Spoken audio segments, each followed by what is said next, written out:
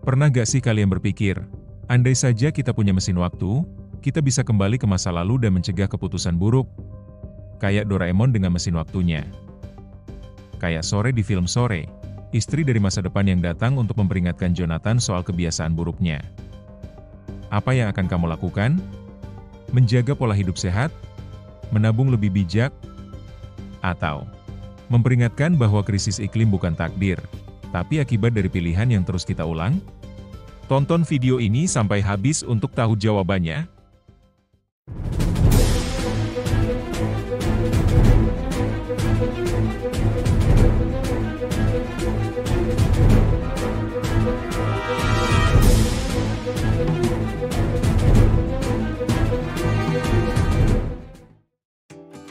Film Sore, istri dari masa depan yang baru saja rilis ini tidak hanya sekadar film romantis. Sore berjuang untuk mengubah gaya hidup dan kebiasaan Jonathan yang berantakan, sebelum semuanya terlambat. Tentang kesempatan kedua, yang berusaha untuk memutar waktu dan menghentikan kerusakan di masa lalu. Lalu apa hubungannya dengan krisis iklim? Dikutip dari unggahan National Geographic, Sore adalah alegori ekologi. Tokoh Sore mewakili alam yang senantiasa mengingatkan, sementara Jonathan menjelma menjadi kita, manusia, yang keras kepala, mengabaikan peringatan, dan terjebak dalam kebiasaan yang menghancurkan.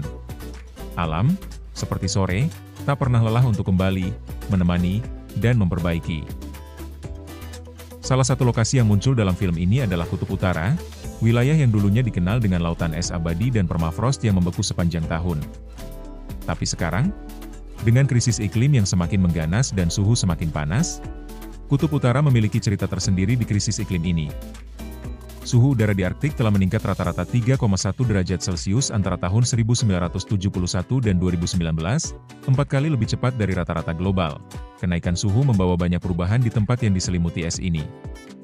Es yang dulu tebal dan abadi kini tergantikan oleh es muda yang cepat lenyap. Bahkan es maksimum saat musim dingin kini menyentuh rekor terendah. Arktik telah kehilangan lebih dari 60% es laut sejak 1900. Es yang terus meleleh ini pun menyumbang naiknya permukaan laut. Lapisan es raksasa di Greenland, yang setebal 2 hingga 3 km, terus mencair. Antara tahun 1992 hingga 2017, pencairan es di Arktik telah menyumbang 30% dari kenaikan permukaan laut dunia.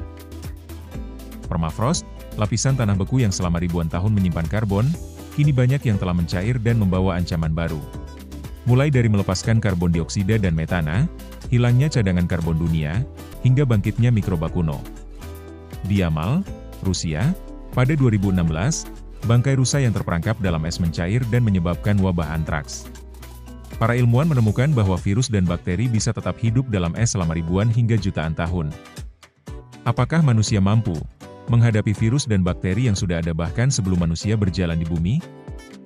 Kutub Utara memang terdengar jauh dari kehidupan kita. Tapi efek dari krisis iklim ini tidak sejauh itu, karena apa yang terjadi di Arktik, tidak berhenti di Arktik. Walaupun hanya mencakup 3% lautan dunia, Kutub Utara menyerap sekitar 14% karbon laut global. Tidak hanya itu, es dan salju di sana jauh lebih efektif daripada laut terbuka dalam memantulkan panas matahari. Saat es mencair, lautan terbuka menyerap lebih banyak panas dan melepaskan uap ke atmosfer, mempercepat pemanasan global. Kehilangan Kutub Utara berarti kita kehilangan seluruh dunia beku yang selama ini menjaga kestabilan iklim dan permukaan laut. Kita sedang menyaksikan lenyapnya dunia es, yang bersamanya, hilang pula satwa liar, ekosistem unik, bentang alam, dan budaya masyarakat adat yang telah hidup selaras dengan alam selama ribuan tahun. Semua ini terjadi karena kerakusan manusia akan bahan bakar fosil. Namun, bukan berarti kita tidak punya pilihan. Masih ada kesempatan, walau harus berlomba dengan waktu. Para ilmuwan menyebutkan bahwa kita harus memangkas emisi sebesar 40% sebelum 2030 dan mencapai nol karbon pada 2050. Tanpa itu, planet ini akan menghadapi risiko besar. Seperti Sore dalam film yang datang untuk memperingatkan Jonathan, alam pun sedang mengingatkan kita, berulang kali. Tapi sampai kapan kita akan terus mengabaikannya? Tulis pendapatmu di komentar, dan bagikan video ini, sebelum semuanya benar-benar terlambat. Jangan lupa subscribe Lingkari.Institute untuk cerita sains menarik lainnya.